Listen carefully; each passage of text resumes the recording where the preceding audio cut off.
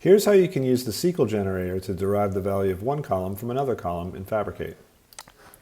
Here we have a table of order items with a quantity and a unit price for each item in the order. Let's say that we need to calculate a subtotal based on that quantity and unit price, so the product of the two.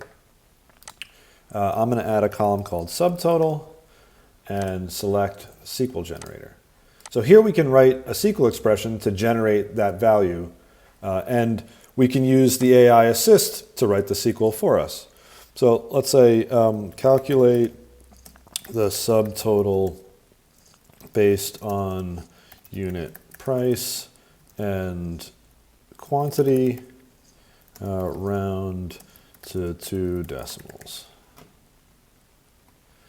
So there's our SQL, and here's our calculation. The SQL generator is also really useful for other inner column dependencies, like let's go over to our orders table, and let's say here we have a status of the order. One of the statuses is returned. Let's say that we needed to have a reason why it was returned. So let's add a return reason column. Let's use list, and let's say like not wanted, damaged, not ordered. Okay, so now we've generated a random return reason for each row, but many of our rows are not actually returned.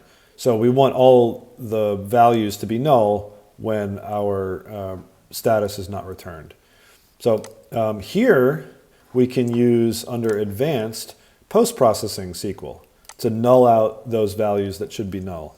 So let's just say when status is returned, then use return reason, otherwise use null.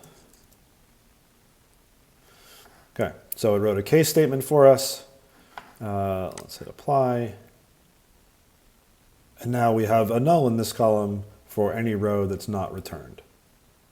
So that's how you can use both the SQL generator and post-processing SQL to either derive the value of one column from another or adjust the value of a column being generated by Fabricate.